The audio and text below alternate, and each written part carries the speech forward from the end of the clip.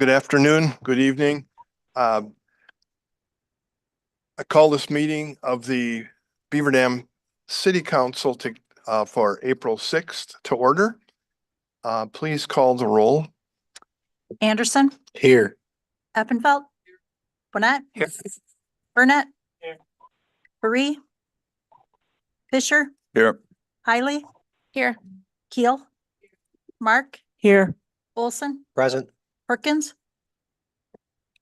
Yuds, Here. Saab. Here. Thank you. Please note that Alders Faree and Perkins are excused. And item number 2, let's stand and pledge allegiance with silent deliberation following.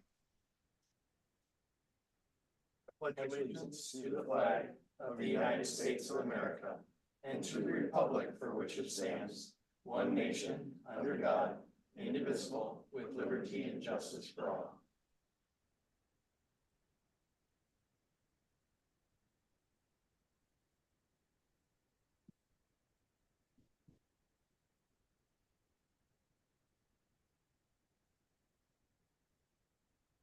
Okay, item number 3 on the agenda is to have an informal public hearing.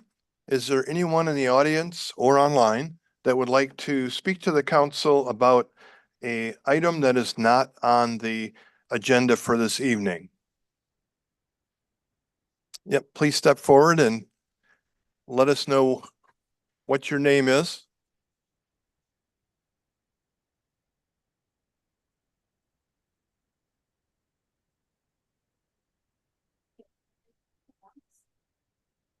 Yes, and Bobby's gonna join me. Wait just for a second. Yeah, wait a second because the microphone is needed for the folks online. Our battery life's not too good. Council karaoke night wears it out. Really? I never came to that. You need it. That could be interesting. I'll be one word for it.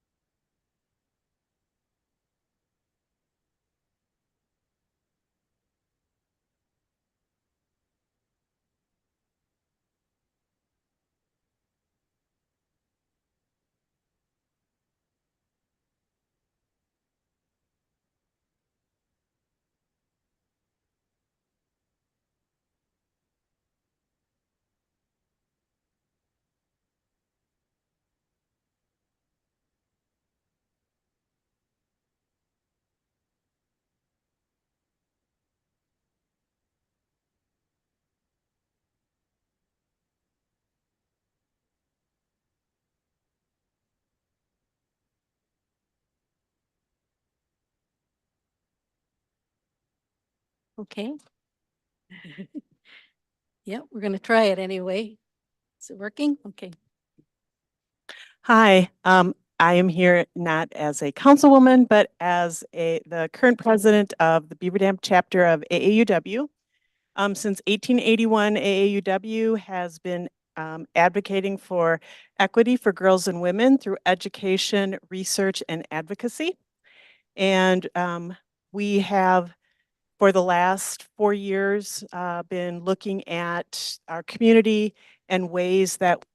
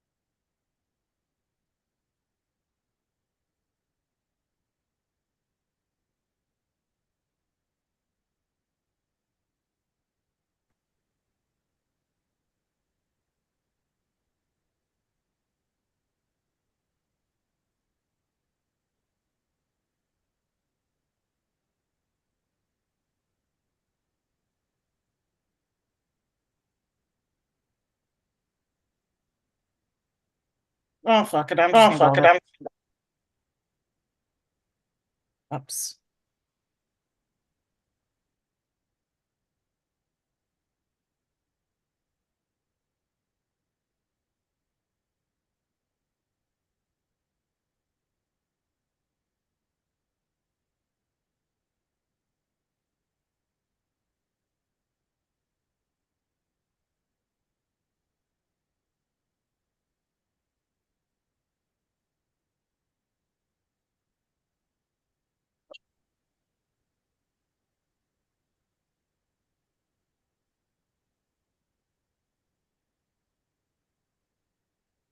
Creating community conversation about some serious issues that everybody needs to talk about. So as Bobby mentioned, this year we've chosen the book Milked: How an American Crisis Brought Together Midwestern Dairy Farmers and Mexican Workers. And it focuses in primarily about Wisconsin farming and other organizations that hire migrant workers. It's by Ruth. Oh, sure. Okay. And then they can hear you. All right, we'll try again. Okay. As long as they don't slide off. Yes, I was saying that the book Milked: How an American Crisis Brought Together Midwestern Dairy Farmers and Mexican Workers, and is written by a woman in Madison. She's had national attention with this book and other essays that she's written about social issues. It's a really interesting story. I'm just going to read the quick summary because it's stated better than I could state it. It's stories from both sides of the US-Mexican border, detailing life and work experiences that unite rather than divide people. It is an exploration of rural farming communities, shedding light on shifts in policies, issues of labor, immigration, race, food, economics, and the relationship between the two countries. As Bobby said, last year we had a culminating program at the BDAC Fine Arts Center, and each year we've had a greater attendance. Last year we had standing room only. So we're excited that the community really has started to adopt this program and expand it. So what we're asking you to do is just pass the word, encourage people to read the book. They're available at the library. Bobby has a few sample copies that we are giving out free that you can share. That is due to the support of the Beaver Dam Area Community Foundation. That's the result of a grant. So that's basically it. We are inviting you to read the book. There are more copies at the library. The flyer that we passed out gives you the date of the program. Ruth Conniff, the author, will be coming here to Beaver Dam on September 18th at 7 o'clock. And she does presentations all over the country. So I think that will be very interesting to all of us. And that's about it. Please share, please read the book. And if you know of other organizations that you'd like to introduce the book, we have volunteers going around and contacting as many as we know about. But if you have a specific organization that you'd like to introduce the book to, I'm sure you could ask Bobby to get you a copy and we can give you a copy of the book. Thank you very much. Thank you, Annette. Thank you, Kay. At this time, I would ask if anyone else in the audience or online has a comment they would like to make to the council that is not on the agenda. Okay, I would say that I've read the book. I would recommend that you read it. It gives you a different perspective on immigration. okay, thank you. Is there anyone else in the audience or online that's interested in making a comment to the council? Okay, hearing none, we'll move on to announcements. We have a employee of the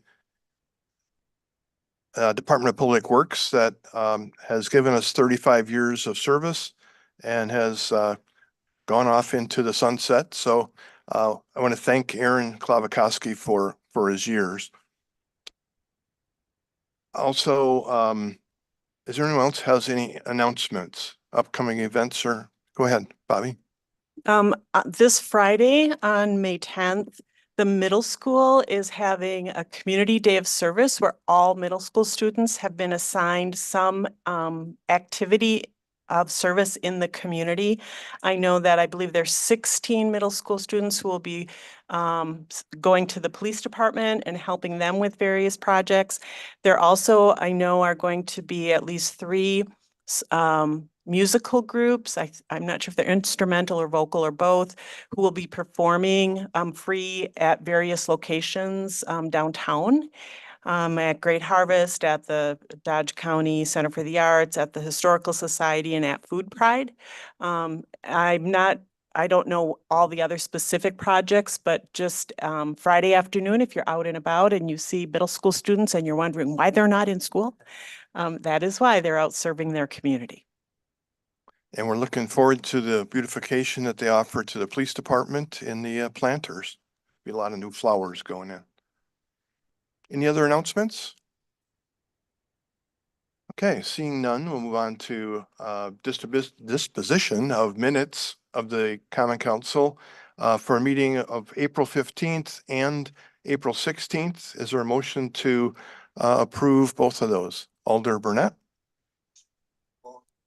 Okay, we have a motion on the floor. Is there a second? I'll second. I have a second by Alder Zop. Okay. Is there any other discussion, corrections on these minutes? Seeing none? All in favor, say aye. Aye. Aye. Opposed? Any abstentions? Okay, motion's carried. We'll move on to the city administrator's report. I just have one thing to report, but I also want to make a comment on this program by the AAUW that I last year was phenomenal, and I'm really excited for this book read. What a wonderful, it's a wonderful piece for our community. The one comment or one announcement that I just want to remind the council of is the 16th of this month. Please plan on the formal presentation of the Community Action Plan. Thank you for those that attended last week, Thursday. The members of the committee really appreciated and were excited about the feedback that they got. They were surprised that the community was so positive. So they were really pleased with that. I would just remind everyone, these are volunteers. They've put in a lot of time and a lot of dedication to making recommendations, and many of them have even suggested commitment to continue to serve an advisory role should the council see value in the recommendations that they're presenting. So again, plan on the 16th, next Thursday. It will be 5 o'clock will be a reception and kind of a social hour, and then 6 p.m. the presentation will actually kick off, and it's at the high school auditorium. So please tell family and friends, neighbors as well. We'd love to see a huge community support of that project. And that's all I have. Okay, great. Thank you for that report, Nathan. And for the clerk, we have a report today. Any communications? I have one communication this evening, an email dated Monday, April 29th. I'm very disappointed that our city council is considering not holding special election for mayor in the fall. I know that many of the duties of the mayor have been redirected to the city administrator, but the position of mayor is still very important, and all citizens of Beaver Dam should have a voice in who that person could be. The idea of having a majority of council members appointing a mayor for the remainder of former Mayor Gluin's term does not seem very democratic or transparent. As a former council member and representative of District 1, I was in the council chambers when 3 council members expressed interest in potentially serving as mayor. This would be the opportunity for those or potentially other interested citizens to become candidates and run a campaign. Earning the trust and support of the citizens of Beaver Dam should be the first and foremost when filling this mayoral position. As a voting citizen, I would like that opportunity. Signed, David Hanson, former District 1 alderperson. Okay, thank you, Clerk Farron. Moving on then to paying the bills. You have the bills in front of you. Is anyone care to make a motion to approve? Alder Bobby. I'd like to make a motion to pay the invoices in the amount of $959,062.29. Okay, we have a motion on the floor. Is there a second to that motion? Alder Burnett? Okay, we have a motion and a second. Is there any discussion on any of the bills? Seeing none, all in favor say aye. Aye. Opposed? Any abstentions? Okay, the bills will be paid. Moving on then to ordinances. Ordinance number 4-2024, an ordinance amending section 50-9 loitering of the Beaver Dam Municipal Code. This is a second reading. Okay, since this is a second reading, this would be open to a public hearing. Is there anyone here in the public that would like to comment on the ordinance on loitering? Is there anyone here or online in public that would like to speak to this ordinance? One more time, anyone in public or online that would like to speak to ordinance 4-24, I'm sorry. Hearing none, the public hearing is closed.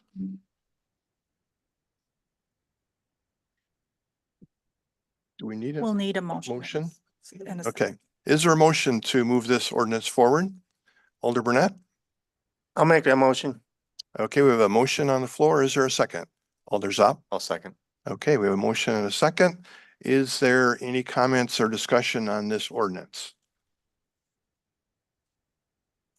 Yes, Alder Bonnet? What happens if there's a violation?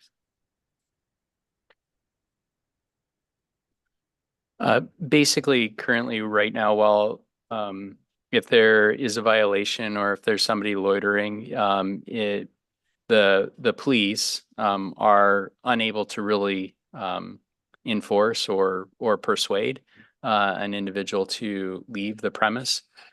So the intent of this is to give them a little bit more authority than they've had in the past. I think we've had some issues in particular with public facilities. And so basically this is just making uniformity across not just our parks and schools and library, but to have uniformity across all our public facilities.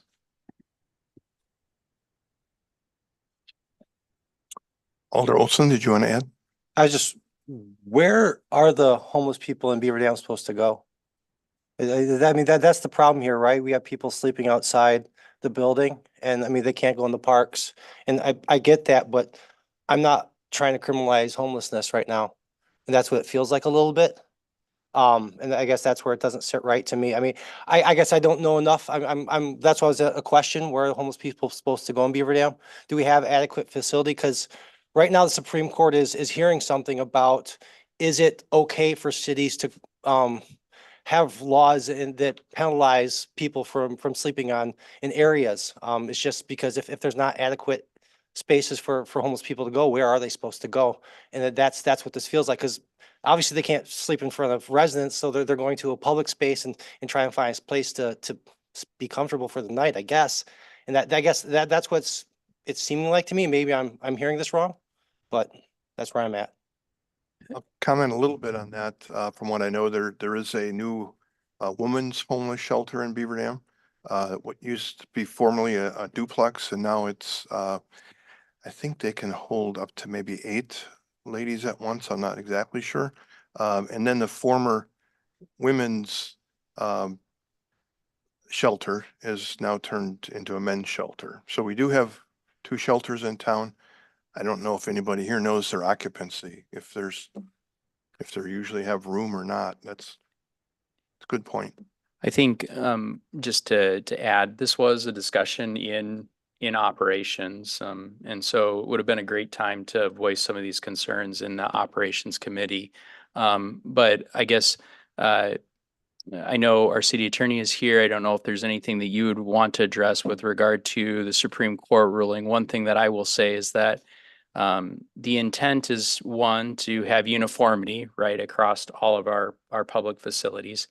And in particular, I think it's not so much the grounds as much as individuals who don't want to leave the facility, right? So I know Jan is here with Watermark, and I don't know how regularly this has been an issue, but it was something that in talking with both the police chief and also with other staff, the thought process was there was a need to at least have some way to address an issue.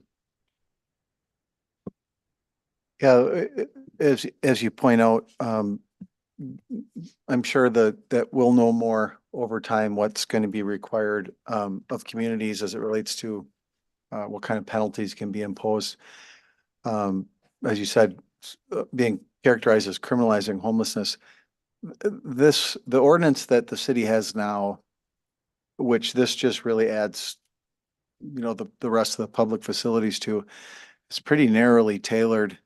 It doesn't prohibit someone from being downstairs in this building, for instance, during the hours that it's open. As long as they're not obstructing the operations of that facility. You can certainly be in a park. During the day, there's nothing in the ordinance that prohibits you from sleeping in a park. It's an attempt to really kind of balance that. I think that the key is just for safety and for everyone, including anyone who might be looking for a place to sleep. Once the facility's closed for the day, it's closed. And that means for everyone, whether it's someone wanting to play in the park late or wanting to spend the night there. So whenever we look into an ordinance like this, we always think about, well, what are the the guardrails and what we have to stay within. And one of the things we concluded is, this is happening at the police department too. We heard that, people will come in and sleep. And generally, if they're not in the way, the chief says they just kind of leave them be. But we didn't add into this, that you can't be sleeping on the bench right outside this door. But that once it's closed and the doors are locked, people can't stay inside. And it's just probably a pretty basic security requirement. And for their own safety too. There's nobody here. And as far as the thought process of criminalization of homelessness, I think that, again, what if there also has to be a thought process, if there's somebody who's trying to remain at a public facility and we're closing, how do we say that that's not reasonable, right? What penalty is there? So the intent is not necessarily to go after, or you may hear of some communities who are trying to clean up a community. That's not the intent of this ordinance. It's really just to set some boundaries and some guidelines. And so that's what this has done. The public park, I think that was pre-existing. Yeah. So, but what we're trying to do is we're trying to create uniformity with our other public facilities, and one of the two of the facilities that aren't on there were the City Hall and the Watermark. And so the thought process was to make that uniform across the board. Yes, Alder Olson. Definitely understand, I guess maybe I just read it wrong, because I definitely understand the need to get people out of the building. I mean, that's definitely a safety concern. It's just, when I read it on the grounds, is like, if there's a bench out front of the building, that's still technically the grounds, even though you can still close the building, but they're being kicked off that bench and outside. And it's just, that's why I read this, so that's where my problem came in. It's like, because I totally understand the need to remove them from a building, but the whole grounds, you can't be in front of the building. That's where I'm like, oh, well, that seems a little excessive. Where are they supposed to go? I mean, if they're just trying to find a place to sleep. Yeah, I think that you could certainly read the ordinance to allow someone to be removed in that situation. I think it could apply to a bench out front of this building, for instance, or the sidewalk out in front of this building. And I think that, you know, the city council could be more specific. In our discussions with the police chief, I think his approach, and I don't want to speak for him, but his approach was, we'll use our reasonable discretion, and understand that people, you know, need a place to go. And so if the council wants to be more specific, we could be with respect to the areas outside of buildings. If you choose to. Yes, Alder Zop. After doing a ride along with the police department, it was second shift. We did talk about homelessness. I wanted to know about that. I had a bunch of questions for them. They let me know that there are a decent number of folks with, probably the best way to put it, be housing insecurity. And the police department can help those folks find a place to stay. There are places, I think Mayor Wassell mentioned some, there are more. I know one of the community action plan groups, that was sort of one of their areas of focus. So at the presentation on next Thursday, 2 weeks from Thursday, that would be a great time to find out more. I know I found out some more last Thursday, but there are resources. And I came to learn that the police department is as much standard police as it also is social work, right? That's the other half of their job that nobody's probably thinks about, is helping and the social aspect. And they are invested in helping people with housing insecurity find some place to stay. And if they need to motivate that individual to leave a park bench so that they can get them to a place, I trust them after being with them for an 8-hour shift. So I'll leave it at that. Thank you. Any other discussion, questions? Okay, we'll call the roll on ordinance 4. Anderson, Aye. Eppenfeld, Aye. Bonnet, Aye. Burnett, Aye. Fisher, Aye. Hiley, No. Keel, Aye. Mark, Aye. Olson, No. Yads, Aye. Zop. Aye. Okay, ordinance 4-2024 passes. We'll move on to ordinance 5. Ordinance number 5-2024, an ordinance amending section 62-50 parking restrictions of the Beaver Dam Municipal Code. This is a second reading. Okay, being a second reading, we'll open the public hearing. Is there anyone here that would like to speak to the council on parking restrictions of the Beaver Dam Municipal Code? Anyone present or online that would like to speak to ordinance number 5-2024? Is there anyone here that would like to speak to this ordinance? Hearing none. Public hearing is closed, and we'll move on to the council's deliberation. Is there a motion to approve this ordinance? Alder Zop, Make a motion to approve. and a second? Second. Alder Burnett, thank you. We have a first and a second on the parking restrictions. A little bit that I know about this is, I think the intent is to make this into a more, what's the right, rounded, and everything's, what am I trying to say, Alder Zop? I can give you a brief overview. Go ahead. So we did discuss this in length at Operations Committee with City Administrator Teal. And also I've had chats with the police department about this as well. We had a unbalanced system of some lots for no rhyme or reason not having permitted, and other lots for no rhyme or reason having permitted. So it's a way to standardize permitting across all city lots. It really becomes important in the winter so that the city can handle snow.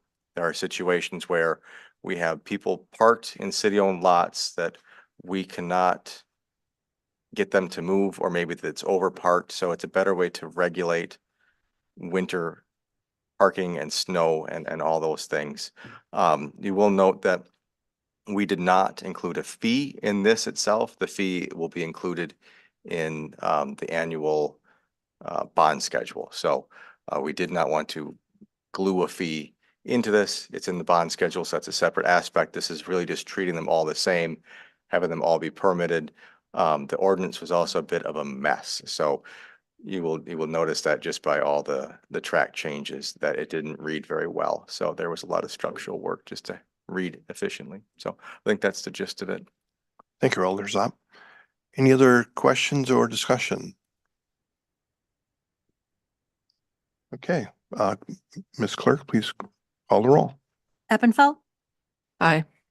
Bonnet, Aye. Burnett, Aye. Fisher, Aye. Hiley, Aye. Keel, Aye. Mark, Aye. Olson, Aye. Yads, Aye. Zopp, Aye. Anderson. Aye. Okay, that ordinance number 5-2024 is passed, and we'll move on to ordinance number 6. Ordinance number 6-2024, an ordinance repealing certain charter ordinances, replacing repealed charter ordinances with amended general ordinances, creating a City of Beaver Dam Executive Committee, and modifying city ordinances relating to the role of the city administrator. This is a second reading. Okay, since this is a second reading, we'll move into a public hearing portion of this ordinance, and anyone in the audience or online that would like to speak to this matter, now would be your chance. Is there anyone here that would like to address ordinance 6-2024 online or in person? One more time, looking for anyone may want to comment on this ordinance. Hearing none, we'll close the public hearing and move it to the council floor. Yes, Attorney Larry will. Lead us out. So. What was decided at the last meeting, just so everyone knows, there's no need to make a decision on this ordinance tonight if we don't get as far as any of you would like. It's a second reading because we had it posted as a second reading and we wanted to hold the public hearing as was posted. So this is what we were asked to do is prepare for a discussion, maybe just of parts of this ordinance, and we'll see how far we get. I've broken the ordinance down for purposes of discussion into 3 pieces. One is the city administrator related provisions, 2, the executive committee, and 3 are just some miscellaneous changes where we did some cleanups. So Nathan has stepped out. So I think it would be worthwhile to start with the city administrator provisions, because I think that's why he stepped out. And if everyone in your packet could move to page 47, this new agenda system now helps us to be able to get on the same page very quickly as to what's in our packet. And I'll give you a few seconds to get there. It's a long packet tonight. Page 47, that's the start of the redlined or modified version of the ordinance. I think that's the better one for us to use for this discussion, so you can see what changed. And we'll start right on that page 47. Does anybody want a little bit more time to scroll through? I'm not seeing any nodding heads. So section 2.4 is the first section modified by this ordinance. Did you want to? I think Mick wants to ask a question before we start. Sorry, go ahead, Mick. I'm gonna talk through the provisions that relate to the city administrator, and on each of these provisions, as we go through this ordinance, that's what everybody seemed to want, is to go through it line by line. We'll have discussion if there is any. Some of these are pretty simple changes that won't generate discussion, but we'll start from there. Is that all right? Mhm. Okay, Fine. so section 2-4, under the current ordinances, you'll see the lines that are crossed or struck out are the ones that would be removed. This reflects the change from a mayoral control, I guess, if you will, system to a city administrator system. The positions and offices under that list would no longer be appointed officials. The system for appointing, if you're interested, is two more sections down. That's 2-401.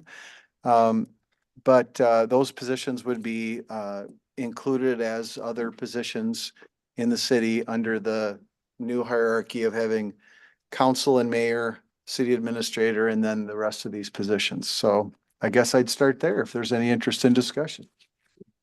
Alder Fisher. As you may remember, I passed out a suggested change list that I came up with. And again, not just to repeat, this is just my idea. What I'm trying to do is throw this out on the floor for discussion, to talk it over. I'm not saying that, excuse me, I'm not saying that this is the way we want to go. It's just simply an idea.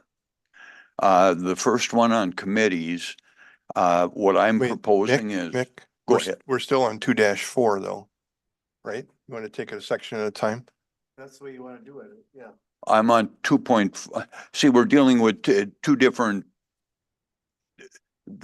What we're looking at on page 47 has been revised once since then and put forward to us 2 weeks ago as a resolution.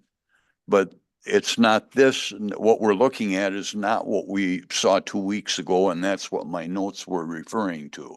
So I may not be hitting your bullet points. Do you follow me? But I think 2.46 was committees, and that's kind of where I'm starting out at. Okay, let me just pause for a second. Is there anybody else that wanted to discuss any part of section 2.4, 2-4? The appointed officials' term of office. Ken? I guess I'm just confused. Why are we striking everything?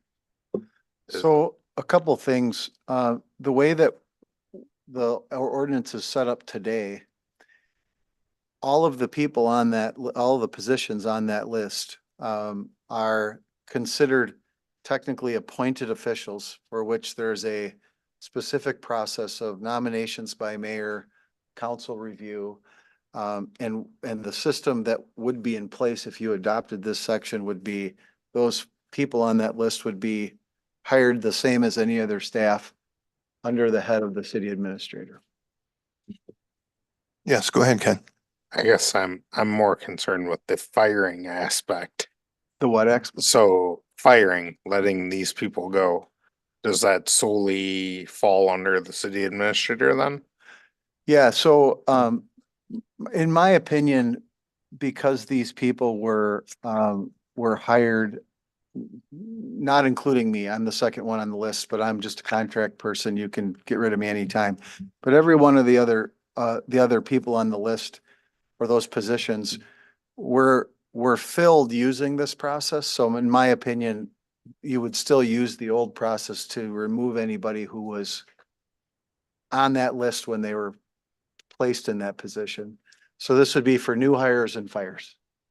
Yes.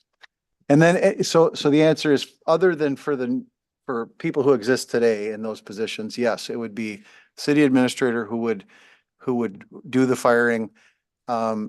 But the city administrator is responsible to this council and the mayor with all decisions they make. So, it wouldn't be that there would be no oversight of that decision. It just wouldn't be before the firing.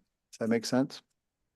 Yes, but the city administrator would have sole power to hire whoever they wanted for the position and fire whoever they wanted from that position. Great. So if I just chime in on the executive committee, Go ahead. if we form an executive committee, I read it as employment appeal hearings. So the executive committee could be an oversight on a firing. So right. But they have an appeals process if we go with an executive committee. So there is a backstop, right? Alder Olson. Just kind of going off this, so does this mean like, cause it was before, someone gets like city attorney, right? The mayor would appoint, they'd come, we would then vote on that. Are we no longer voting on positions like city clerk, city attorney? Is that how this is gonna work? You'd still have to for contract positions like mine because the city's entering into a contract. So for each of these, it's a little bit different. You'll see one thing on this list is the health officer, right? That's not a position. It's a job, it's a portion of someone's job. Something that's missing here is like the weed inspector, right? I mean, so some of these things are just, head of emergency management. That's not a staff position. We're going to give that to the police chief or to one of the other police officers, or somebody in the fire department. Those decisions would be made, but for the people on here that are actually positions, yes. Right? We would no longer have the opportunity to be part of that process of hiring the new John Newman or someone. But the city administrator would be able to just fire his position. Right, and I mean, the answer is, the way that the system would be set up is that would be a city administrator decision. How that would work in practice with respect to, involving council members or, that's the point being, it'd be the city administrator designating how to seek that input, if at all. Can I also just kind of clarify that Go ahead. we went from a mayor system where the mayor does this, and we're taking this duty away. This is part of why the mayor will become part-time, right?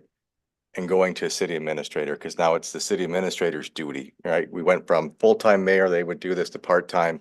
So if we waffle on this, we're putting more back onto a part-time mayor, and then we're also deflating the benefits of a city administrator, right? This is one of the benefits of streamlined, efficient, structured government that's not political. So I'm all about the duty being shifted from the mayor to the city administrator, but my problem is that when it was the mayor, they would then bring that appointment to us and we would finalize that decision. I feel like that's being taken away, that we're not finalizing the decision anymore. And That's Correct. exactly right. And so as part of this discussion, if there's things that you want to see that are different than what are in here, this is the time. So, for instance, you could say, all right, the city administrator makes a recommendation to the council on hiring and firing of, and then you make a list of the actual positions, because it probably shouldn't be for all staff.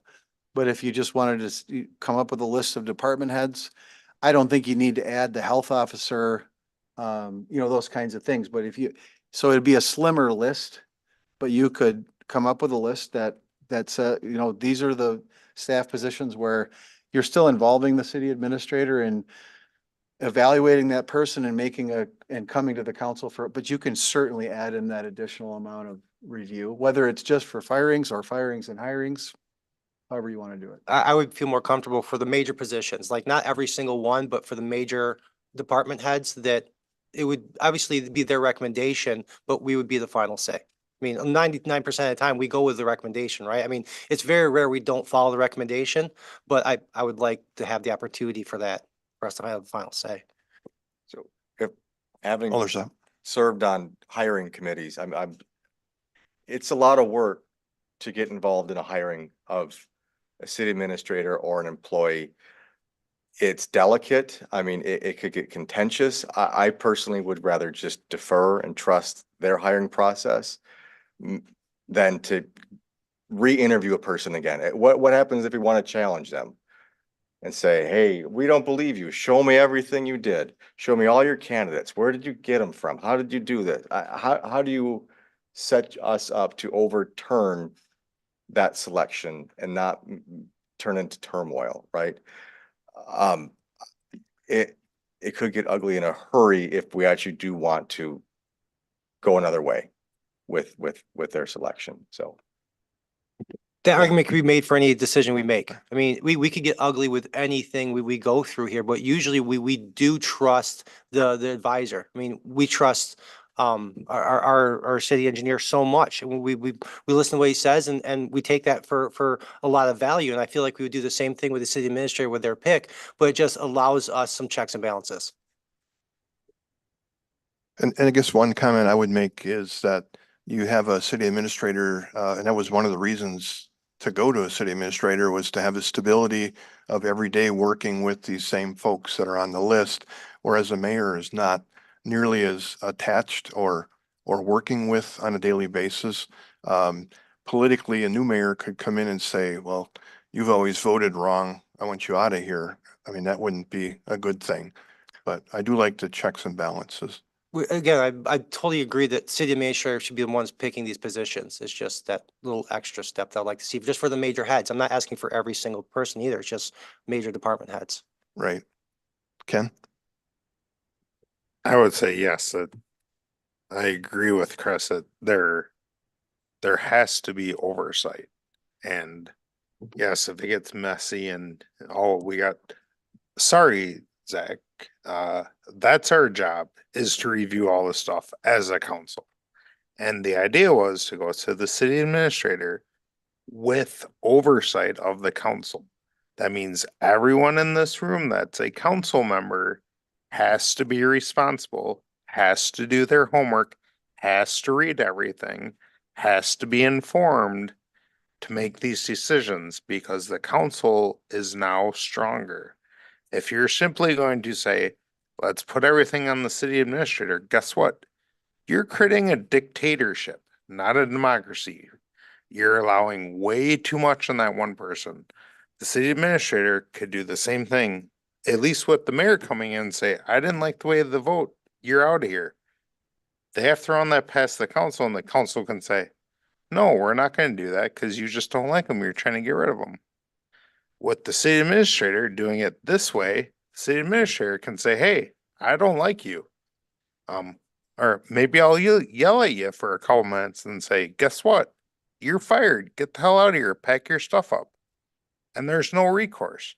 Yeah, they can do whatever, come in front of the executive committee after they've already been fired, already lost their job, already belittled, and now they're going to come back begging for a job. They're probably not going to do that.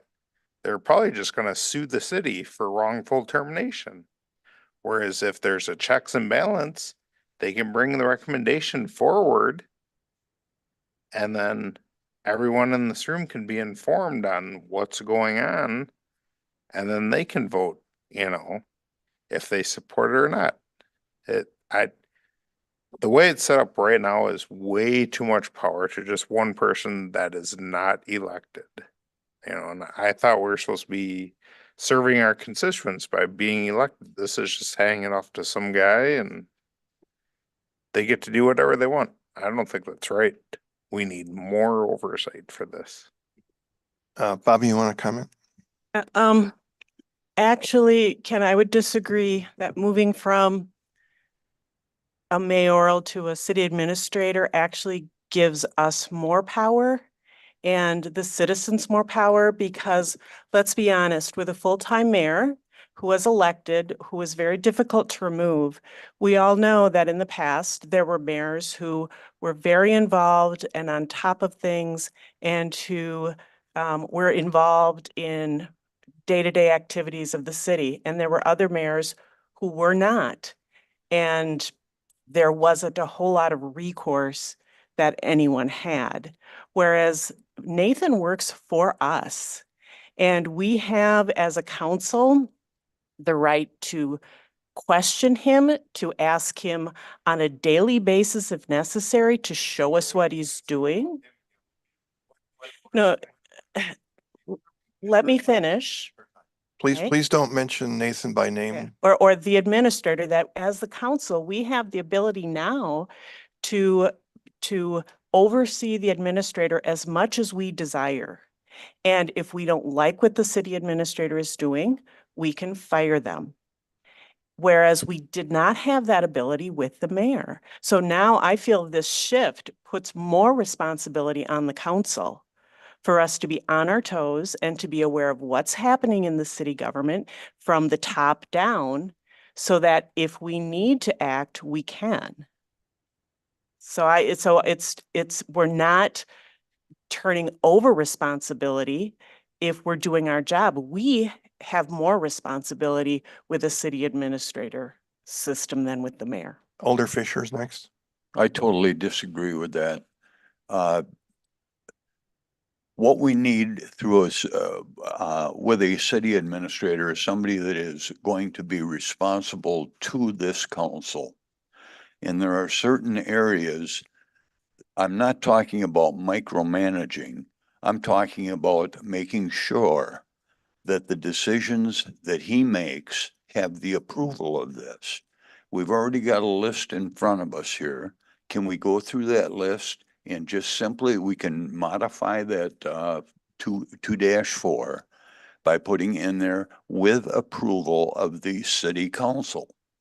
And for Mick, you want to instance, present? as the attorney had mentioned, certain contracted like building inspector, the assessor, city attorney, these are contracts that come before us and we have to approve before they are hired to begin with. Right. So when you get down to like the city clerk, the question comes up, does the city administrator have the right to fire the city clerk? How about the director of facilities, director of utilities? Yeah, so I think we're ready for a motion, so we can vote. That was at least what we were planning based on what we heard in the last meeting. So if there's a motion, actually, I wanted to take back something I said before. Before me, you had an actual employee of the city who was the city attorney. You might go back to that. You might end up with an assessor who's an employee of the city. So Sure. I think leaving the list as it is, unless we don't need a director of administration anymore because that position isn't relevant. Right. I wasn't sure, Todd, is engineering coordinator that right title for you? So, right, so the engineering coordinator is something that I think maybe has fallen by the wayside, is that correct? We don't have someone who fills that? But we might, so then would that be a department head position? Okay. So, if someone wants to make a motion, I think it's fair to have a conversation about the change, but what I would suggest is just removing from this list in your motion, the director of administration, the engineering and the engineering coordinator. Everybody else can stay on the list as somebody, if they were to be an employee, to Alder Olson's point, that those hires and fires would have to be subject to approval by the council, is what I'm hearing. If somebody wants to make that motion, and we can take a vote and move on. Alder Anderson. Yes, what about street supervisor? So that's Dan technically. And I guess park supervisor would be John, so. Okay. Just again, is that like what Larry was saying, is that the appropriate title for them? It is, that's Close what enough. their title is. Okay. So you have a list of just the ones that should be removed because they don't really exist anymore, Larry? I will make that motion to change the list to just remove the people that aren't. And to be clear, what I'm hearing is remove those two. The motion is that those positions would be subject to for hiring or firing would be subject to council review. Correct. Correct. Okay. And just for clarification, we're looking at section 2-4 only. Give a second. Is there a second to that motion? Alder Olson. Any discussion? Alder's up. So if we go this route, this is gonna slow down hiring, and it's difficult to get people hired. It's very competitive.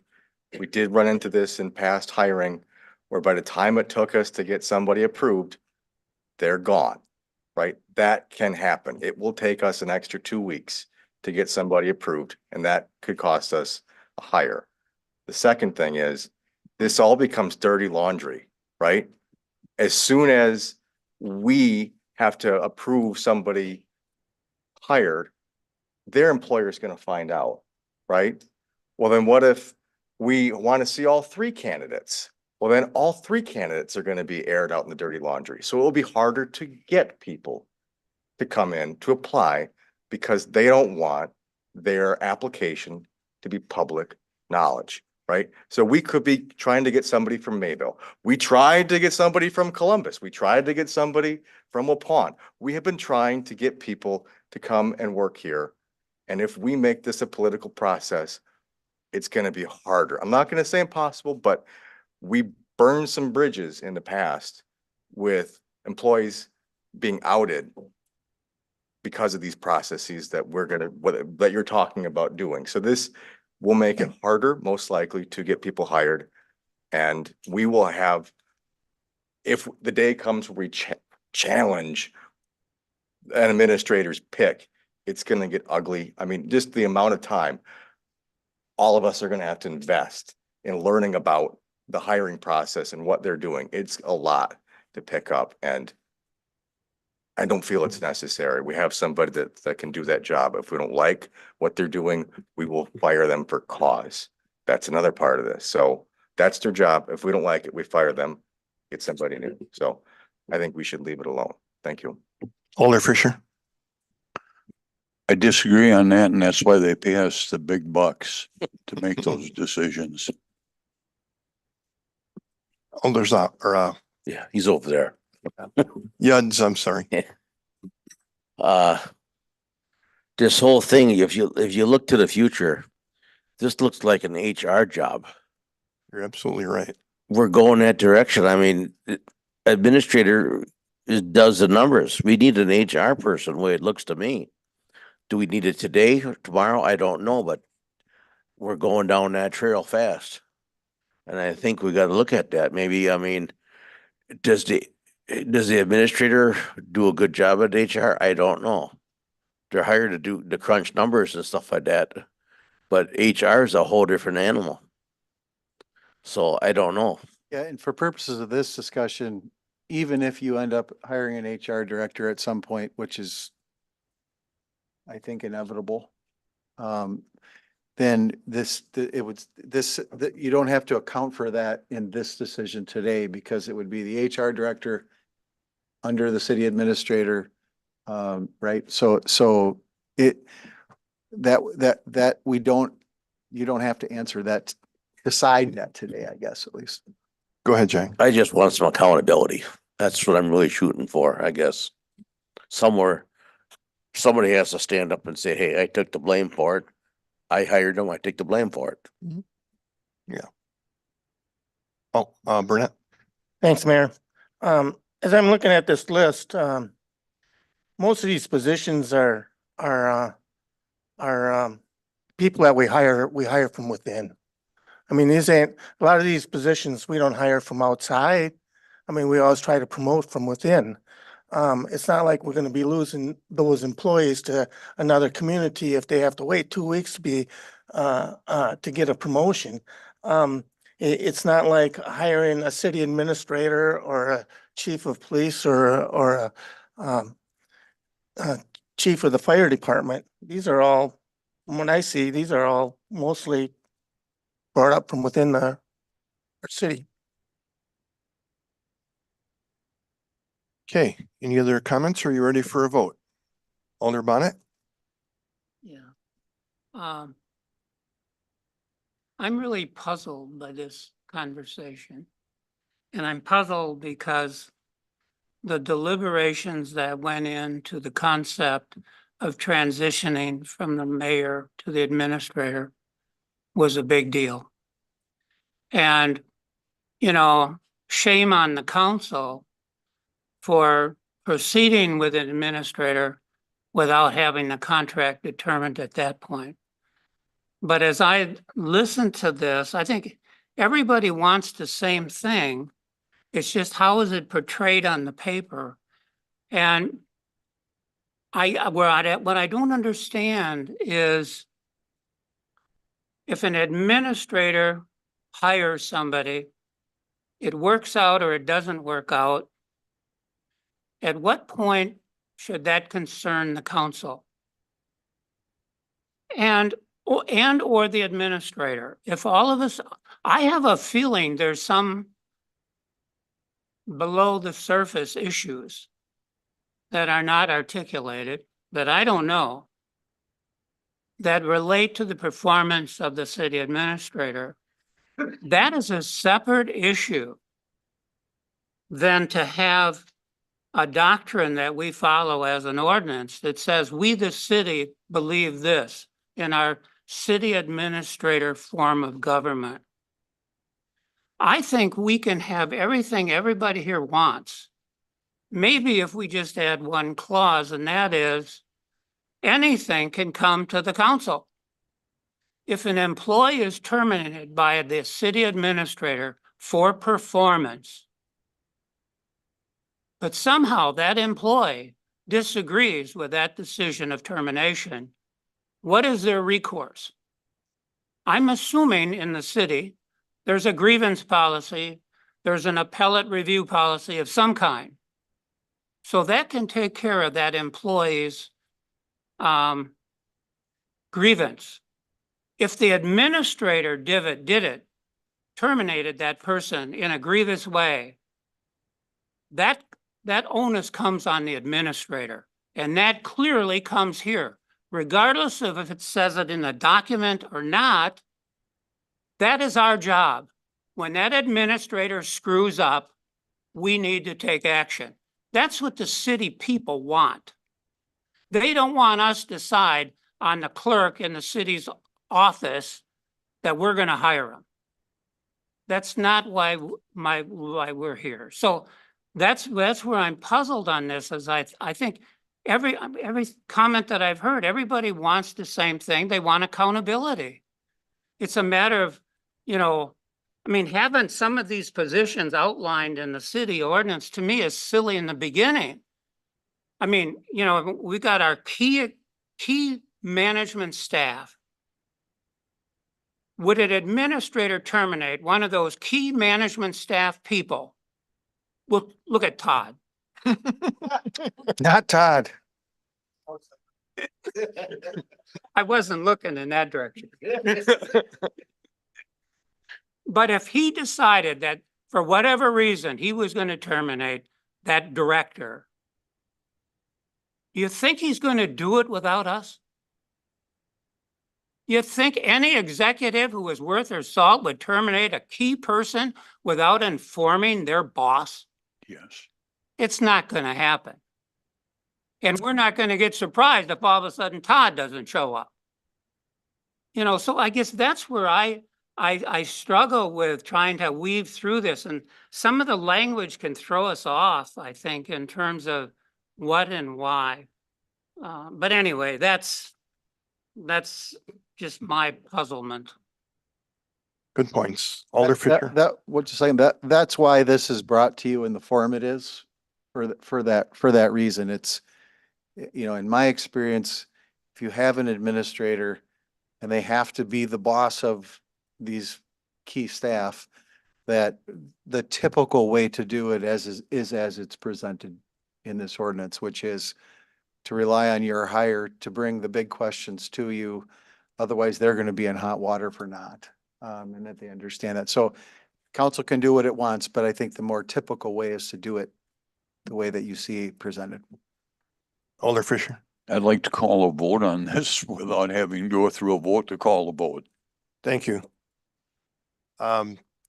So we're going to be voting on section 2-4.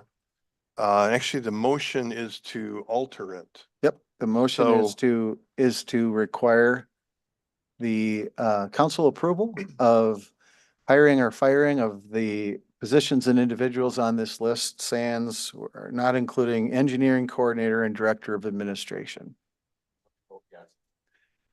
A vote yes is to require the council approval of hiring or firing of people on that list.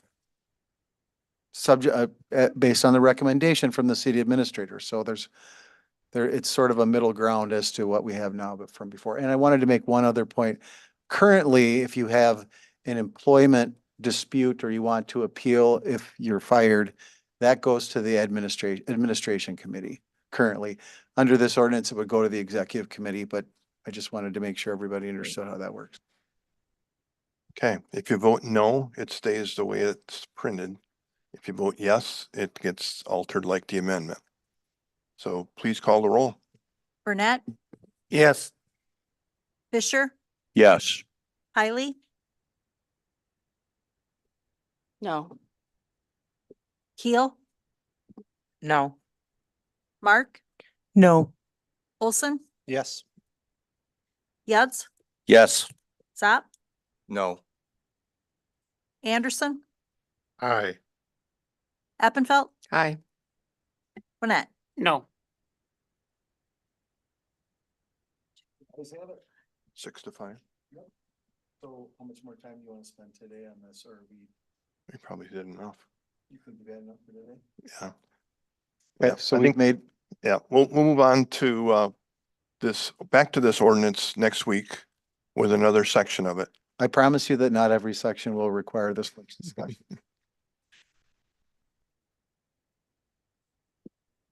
Okay.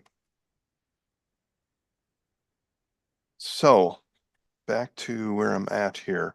We're moving on to resolutions. So if you'd like to read resolution 32. Resolution number 32-2024, a resolution authorizing amendment number 1 to the professional services agreement for the West Street reconstruction project. Okay, you have a resolution in front of you. We need a motion on that resolution. Alder Yuds. Motion. Okay, we have a motion on the floor. Is there a second?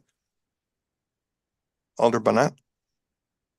We have a motion and a second. Is there any discussion on the resolution 32 authorizing professional service agreement for West Street construction? Any discussion? Seeing none, please call the roll. Fisher, Aye. Hiley, Yes. Keel, Aye. Mark, Aye. Olson. Aye. Yads, Aye. Zap, Aye. Anderson, Aye. Appenfelt, Aye. Burnett, Aye. Burnett. Aye. Okay, resolution 32 is carried. We move on to resolution number 33. Resolution number 33-2024, a resolution authorizing a professional services agreement for the trunk sanitary sewer capacity assessment study project. Is there a motion to pass this resolution? Alder Burnett. Is there a second? Second by Alder Mark. Any discussion on this resolution concerning the trunk sanitary sewer capacity assessment study? Seeing none, please call the roll. Hiley, Aye. Keel, Aye. Mark, Aye. Olson, Aye. Yads, Aye. Zap, Aye. Anderson, Aye. Appenfelt, Aye.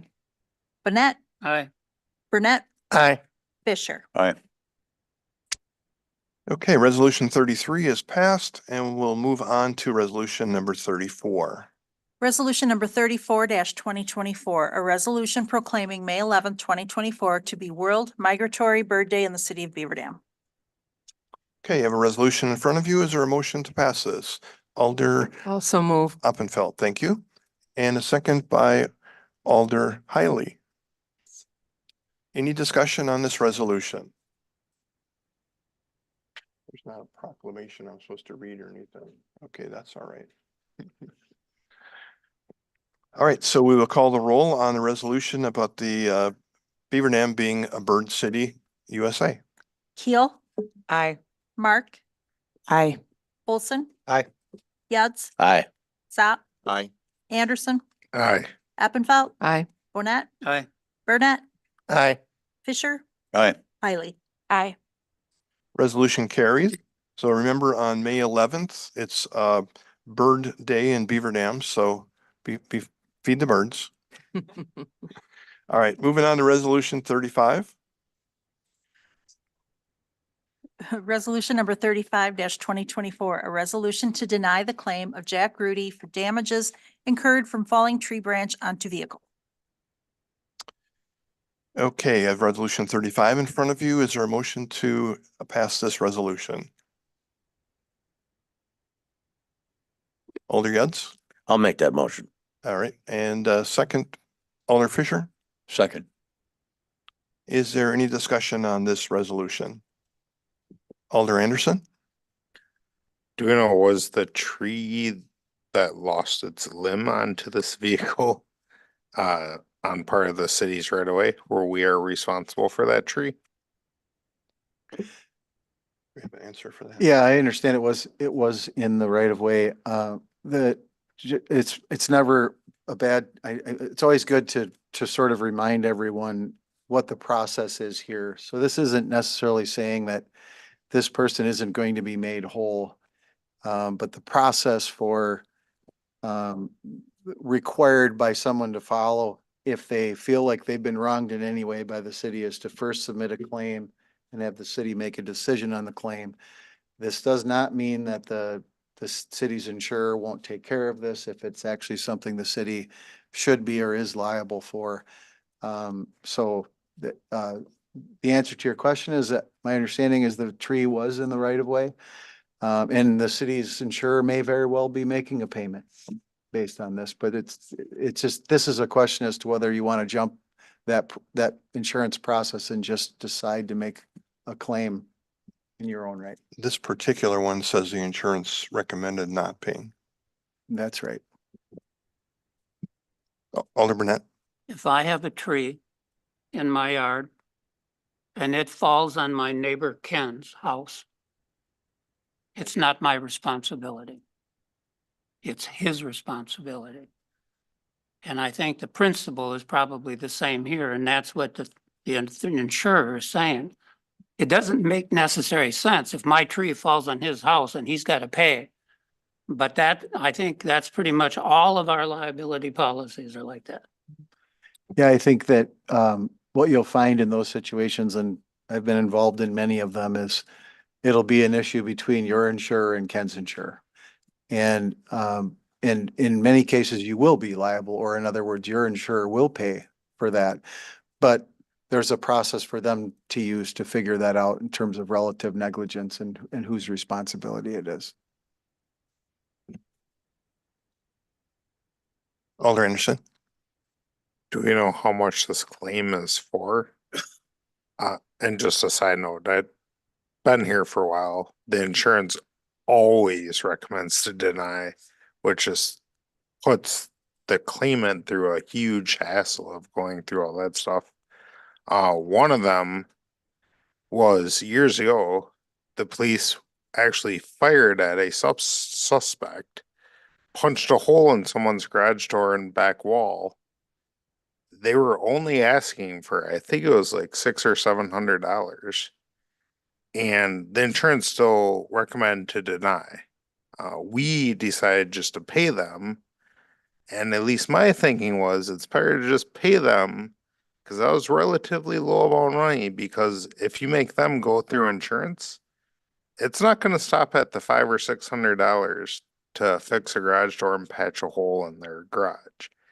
It's going to be, threat to their life, threat of energy, what they're going to pile on more and more and more, and it's going to cost us way more money. That's why I'm asking how much this is for. If it's, if it's like $50,000, yeah, like go through insurance. But if it's a couple thousand, maybe we should just pay it. Yeah, apparently we have not been given that information. It is really typical in my years on the council that we would deny paying it, number one, and then it goes between his insurance and because hopefully he's insured. It's state law says he's supposed to be with his vehicle. It'll go They between. only need liability though. They don't need full coverage. Yeah, that's true. I was Alder's up. going to point out, in the write-up, it was, it seemed like a healthy tree that was succumbed to a heavy snowstorm, and it was classified as an act of nature. We should not be in the business of writing off payments for act of nature. I mean, that would cover asteroids, and typhoons. I mean, it would cover everything, right? We shouldn't be in the business of writing off defined acts of nature, as a body, right? So that's my point on that. And I think that's our precedent, is to not, pay out act of natures. Okay. Seeing no other conversation, let's call the roll on resolution 35. Mark, Aye. Olson. Aye. Yads, Aye. Zap, Aye. Anderson, No. Appenfeld, Aye. Burnett, Aye. Burnett, Aye. Fisher, Aye. Hiley, Aye. Keel. Aye. Okay, resolution 35-2024 is passed. We'll move on to resolution number 36. Resolution number 36-2024, a resolution granting a Class B beer license to Morales Shave Ice. Okay, resolution 36 is for you. Anyone want to make a motion to accept? Alder Burnett I'll make that motion. and a second, Alder Olson. Any discussion on this resolution? Alder Anderson? How many licenses do we have left after issuing this one? 'Cause this is a new license. This is correct? just beer though. I think we only have 6 total and we can go up to 31. Okay, thank you. Any other discussion? Seeing none, we'll call the roll. Olson, Aye. Yads, Aye. Zap, Aye.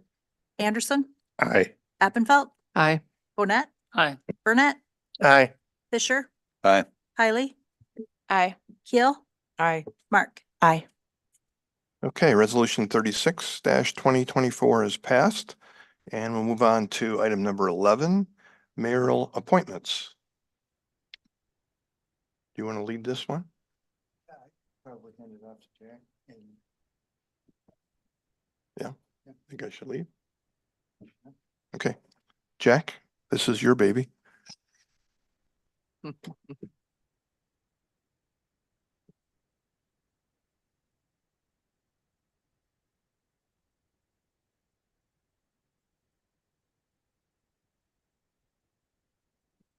can kick off here while you're settling. Go ahead. Okay, so the last time, not the last council, the last general council meeting, there was a resolution to order a special election for the mayor, in November. That resolution was defeated. Under the, discussion, it seemed as if at least the people who voted to defeat that motion were interested in appointing Mayor Wassell to fill the remainder of Mayor Gluin's term. In your packet, there's also a resolution ordering a special election, because if you don't appoint someone tonight, and if it's possible that you change your mind and want to go back to a special election, we have to do that tonight to meet the deadline, unless you want to hold another special meeting later this week. But we only have a few days before the time window closes for ordering a special election concurrent with the November election and the August primary. If you do it later than that, you have to hold a special election, which would be costly, or wait till next April when you have another general election. So if you're wondering why both are here, that's why. That if the discussion on appointment of Mayor Wassell to fill the rest of the term does not succeed, we've got to revisit the idea of the special election. Okay, can I start the discussion now? Or should I take from the floor first? I got a lot of heartburn about this. We went through this with Bobby Marks saying that she would be the mayor, just starting out with. Then we had a vote. Mike became mayor. Then he said he'd run until the election. Then he came and said, no, I'll run through the whole term of the mayor. So it's kind of like we're changing our mind along the way, but we told Bobby Marks in the early part, we're going to have an election in August as a primary and a general election in November. What changed? We just, you know what I mean? Just because we changed personnel up here, our philosophy shouldn't have changed. So I still think we should have a primary in August and a general election because we got 18 months. It wasn't that long ago, our mayor ran a two-year term. This is 18 months. It isn't that much difference. And if you're gonna say, well, there's so much to learn, well, every council person here is on a 2-year term, maybe less. You're basically insulting everybody in the city, saying you're not sharp enough to figure it out in a few months. So that's my opinion. So I'll turn the floor over to you guys. Alderman Fisher. It's not often that I change my mind. And the last time we met, I voted that Mike should stay on for that full period. It's not often that members of my constituency call me. They did call. And I took what Ken Anderson and I took what Jack Yudd said. And I am going to change my vote on this because I do think that, to be fair, we ought to have an election in November. That's all I got. Alderman Anderson. I just think the same thing that I always thought. It's an elected position. It should be up for election. We shouldn't just be appointing someone, temporarily. I was on board with it. When Mike said that I'll just do it until you can have a special election, that's why I myself stepped down by, I said that I would do it to fill in also, but I stepped down thinking that Mike would do it when he stated that he had no interest in doing the full term, because I felt it was very important to actually have an election for this. Bobby wanted to fill in also. She kind of stepped down, so I just see if we have a special election and Mike wants to continue to be mayor, he can run. There's nothing stopping him from, filling out the candidacy paper, doing the stuff, getting elected. If it gives opportunity, if Bobby wants to be, mayor, she can do the candidacy, run through it. And let's be honest, it's a part-time mayor. It's not you're running a campaign isn't going to take you 80 hours a week. You're not spending millions of dollars on TV ads. At least I would hope not. No, you can do whatever you want. But I would imagine it's not going to be a huge thing, but it just makes it fair by actually holding a special election. And we're sitting in a good spot now where we already have to have a primary and we already have to have the November election. So it's a special election, but all the placeholders are already there. So I really don't see a reason why we wouldn't have a special election. But that's just my thought. Anyone else?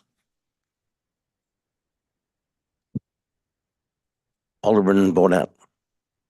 I'm not even sure what I feel on this, but during the conversation at our last meeting, when this surfaced, when Mike said that he would be willing to do it through the whole term, at first that gave me pause in terms of, is that a good concept or not?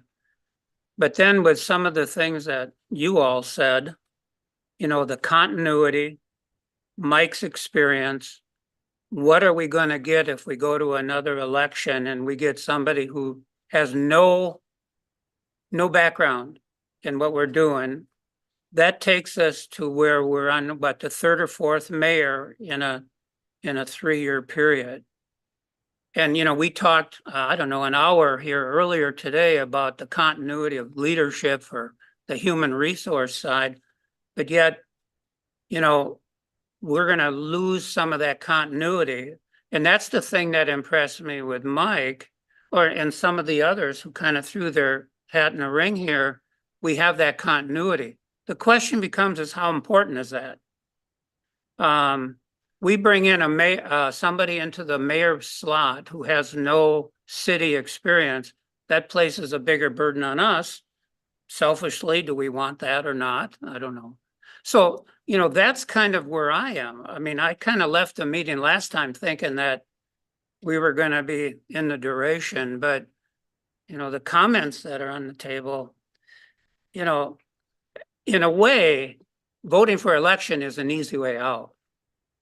I received one call on this whole issue and somebody was against the appointment. All right. But,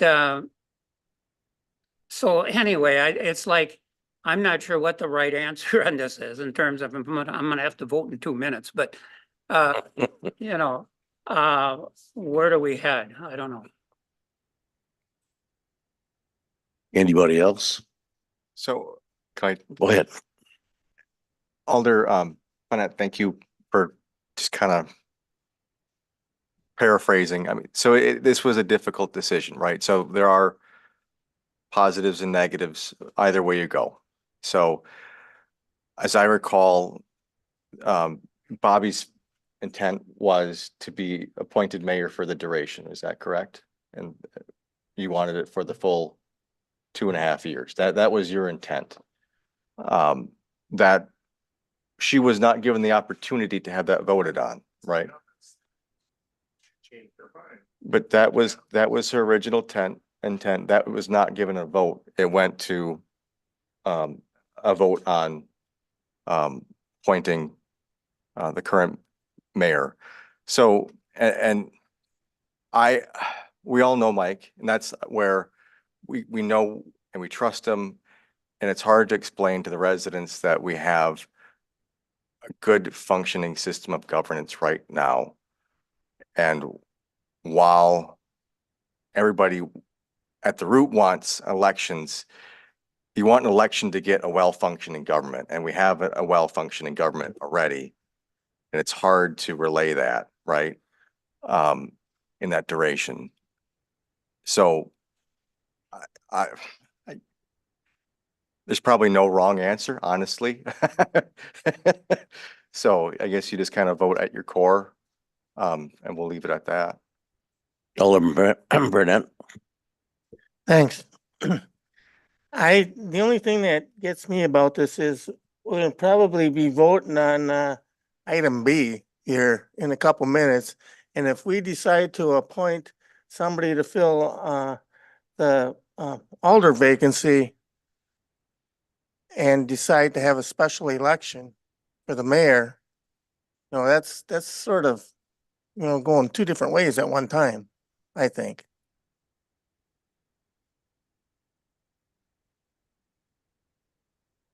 Well, we've always filled out aldermen's, how long have they been gone since the end of August or end of March here? The position probably won't be filled till end of June, Tracy? Yes, you guys have to decide what the cutoff was. They have to be, has to be ran in the paper so long and advertised and come forward and so, but I still think being a mayor's position, it just got a hint of collusion to me. There's something, when Alderman Marks wanted it, she wanted it for the full term. Now we have Mike Wassell, the acting mayor. He wants the full term. It just seems like, my personal opinion, I feel is there's some type of collusion going on here. I can't prove it, but it's just my gut feeling. I would like to have the people vote. I mean, if we have a good mayor, he'll get the job. If he doesn't, we should. I mean, that's just my opinion. Or she, yes, anybody. I mean, any candidate who wants to come forward. So this is just discussion, right? Or we don't vote on it, do we? Well, to vote, we'd have to have somebody make a motion to make an appointment, and it doesn't have to be Mike, but that's where we are right now. Is anybody gonna make a motion to appoint Mike or someone else to fulfill the remainder of the term? Alderman Anderson? I'll make a motion to order a special election.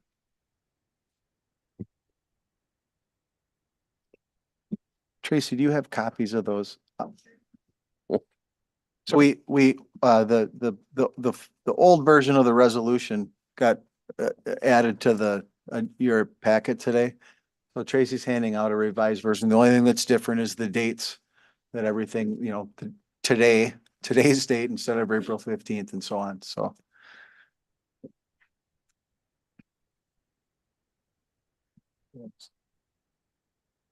Yeah, who was it?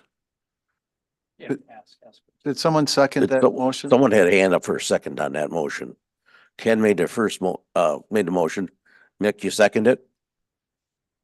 Okay.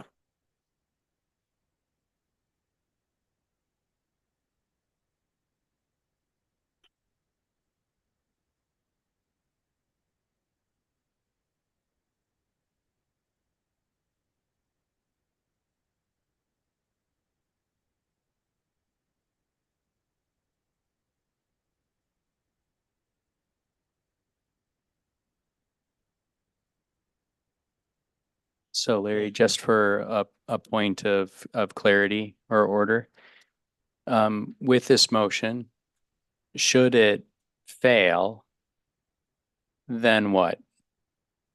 Well, I've been thinking a lot about that question. So if the motion fails, as it did last time you met on this very question, then we would, you have a mayor in place and that person will continue. There won't be a vacancy in that position until November. And you'd have to figure out something to do between now and then. That doesn't prohibit the council from making another motion tonight to extend an appointment. Correct. But if this fails, it And wouldn't that- be able to be brought, it would be, Yeah, there's, if this fails, then if you're going to have a special election, it's either gonna have to be at its own time, which comes at a cost, or you'd be considering it for April. But there's nothing that says that if this fails, that someone can't make a motion to appoint Mike or Bobby or anybody as mayor for the rest of the term after that. But as of now, discussion on this motion. Alderman Fisher? I question what we're voting on then right now is resolution 25-2024, not what Ken just made a motion and I seconded. They are both the same thing. Okay. Yep. great. Gotcha. Except that it's gonna be a different resolution number. Because I believe you did update it? Okay. And then, well, wait, Larry, we have to clarify. This is the same resolution and resolution number that was brought forward the last time. We didn't think it necessary to change the number. Is it necessary? no. Okay. There's one date in here that'll have to be changed. We will clean it up. But for now, the discussion on whether to hold a special election. We did change the dates. Oh, okay.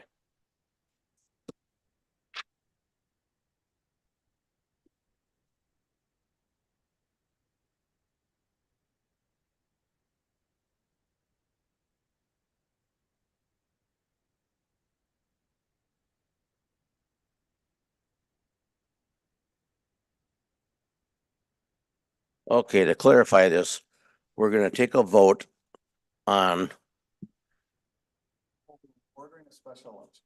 ordering a special election for August primary of 2024, If necessary, August primary, election November. if necessary. If we have more than two, we have a primary and it goes through a general election in November. Correct. Okay. Clerk, can you call the roll? Yads, Yes. Zop, No. Anderson, Aye. Appenfeld, Aye. Burnett, Aye. Burnett, No. Fisher, Aye. Hiley, No. Keel, Aye. Mark, No. Olson. No.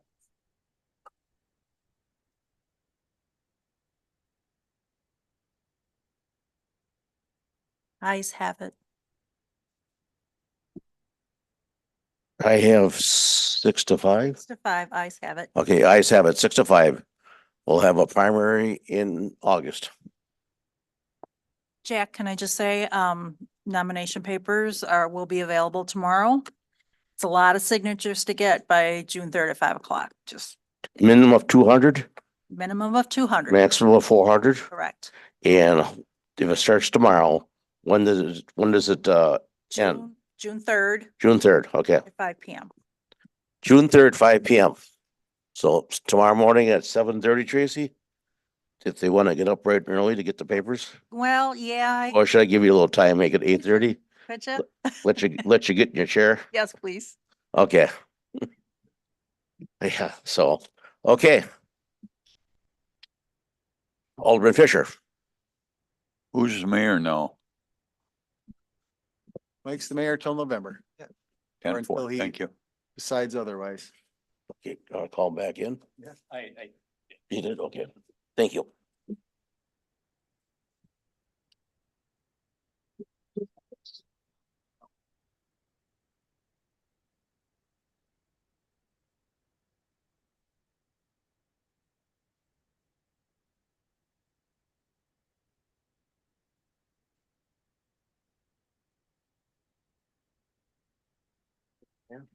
still don't.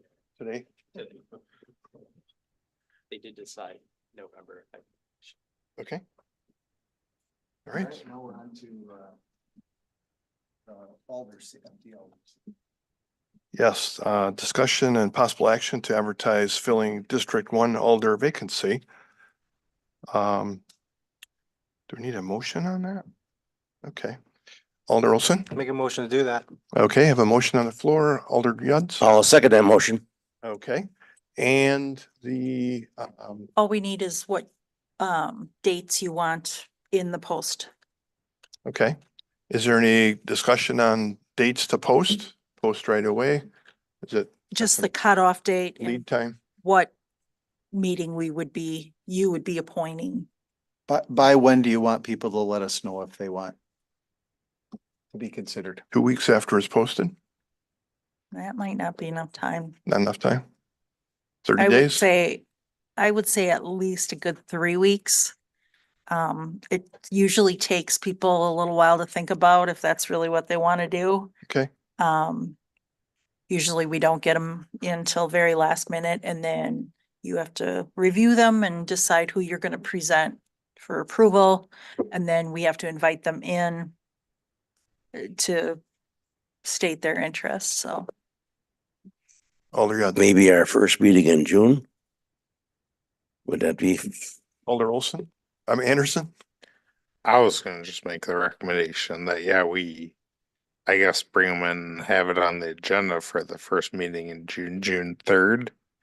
But Okay. I think they'd have to be turned in probably by like the Wednesday before, so they could be in the packets. Then And the- I'm on vacation, so you guys do what you need to do. Oh. The clerk's on vacation for 2 weeks at the end of May.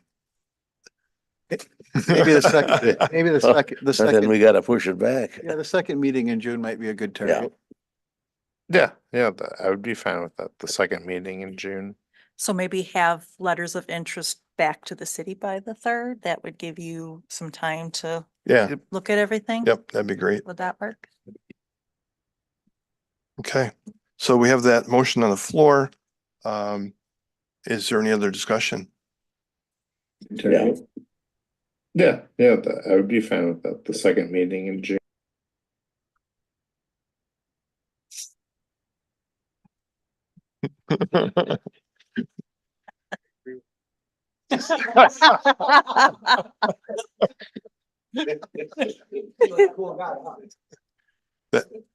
Does he get to vote? All right, all in favor, say aye. Aye. Opposed, nay. Any abstentions? Looking for a motion to adjourn. Mr. Burnett, Make a motion to adjourn. we have a motion on the floor to adjourn. Alder Anderson looks like he's going to second.